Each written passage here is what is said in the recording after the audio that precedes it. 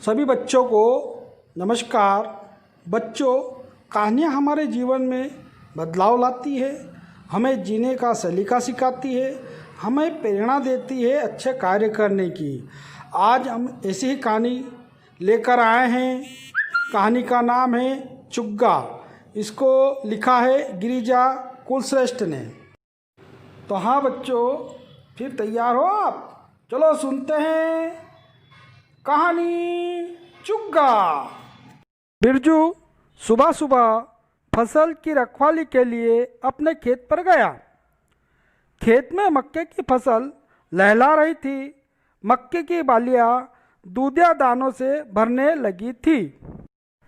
बिरजू के बापू ने कहा था कि पक्षियों को कच्चे दाने चुगने में आसानी होती है, इसलिए फसल की रखवाली का यही सही समय होता है।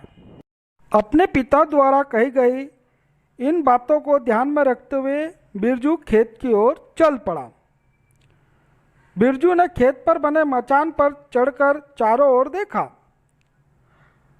ठंडी हवा में मक्के के पौधे झूल रहे थे, मानो ये नाच रहे हो। आसपास ईख की गन्ने की फसल भी काफ़ी हरी भरी थी। आसमान में पक्षियों का झुंड गाता चहकता उड़ रहा था। आसमान में पक्षियों के झुंड को देखने के बाद बिरजू ने अपने खेत पर नज़र दौड़ाई। उसने देखा कि उसके खेत पर बहुत सी चिड़िया दाना चुगने में जुटी हुई थी। साथियों, इधर आओ, हमें दाना मिल गया, चुगने को दाना मिल गया। अरे वाह, हमें तो चुगने के लिए दाना मिल गया। आओ साथी, आओ, हमें चुगने के लिए दाना मिल गया। ठहरो, तुम्हें भगाने का उपाय है मेरे पास। बच्चे जानते हो बिरजू ने क्या किया? चिड़िया को भगाने के लिए उसने एक बड़ा सा टीन का डब्बा लिया और जोर से डम डम डम डम बजाने लगा। डिब्बे की तेज आवाज़ को सुनकर बहुत सी चिड़िया उड़ गई, लेकिन बहुत सी चिड़ियों पर इस आवाज़ का कोई असर नहीं हुआ। वे अब भी उसके खेत में दाना चुगने में जुटी हुई थी। अच्छा, रुको, तुम्हारे लिए मेरे पास एक और तरीका है। तूने झट से गुलाल उठाई और कुछ कंकड़ खेत में फेंके। इस बार भी बहुत सी चिड़िया उड़ी और खेत लगभग खाली सा हो गया। खेत जोते हम, बीज भी हम बोए, फसल की देखभाल भी करें और खा जाती ये चिड़िया। अचानक बिरजू की नज़र मचान के पास के पौधे पर बैठी चिड़ियों पर पड़ी। चिड़िया मक्के की बाली से दाना चुग रही थी। अच्छा, तो रानी जी यहाँ दाना चुग रही है। मचान से उतरकर बिरजू ने हाथ में कंकड़ उठाकर चिड़िया पर मारा। कंकड़ चिड़िया को लगा और चिड़िया दाना लेकर ची ची ची करती उड़ गई। कर नहीं आएगी। चिड़िया को कंकड़ मारने के बाद बिरजू वापस मचान पर जाकर बैठ गया, लेकिन थोड़ी ही देर में फिर वह चिड़िया आसपास मंडराते हुए दिखाई दी और बिरजू की पीठ के पीछे के पौधे पर जाकर बैठ गई।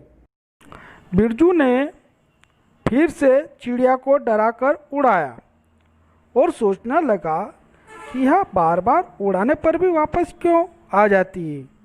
मुझे देखना चाहिए यह कहाँ जा रही है। बिरजू ने सोचा और चिड़िया का पीछा किया। चिड़िया एक नींबू के पेड़ की टहनियों में जाकर बैठ गई। बिरजू ने दबे पांव जाकर देखा कि पत्तों के झुरमुट में एक घोंसला है और उसमें चींची की आवाज़ें आ रही है। भी बाहर झांकती दिखाई दे रही थी। बिरजू सोचने लगा, माँ भी तो इसी तरह प्यार से मुझे और मुनिया को खाना खिलाती थी, तो मैं फिर क्यों इनको खेत से दाना चुगने के लिए रोक रहा हूँ। नहीं नहीं नहीं, इन्हें रोकना गलत ही होगा।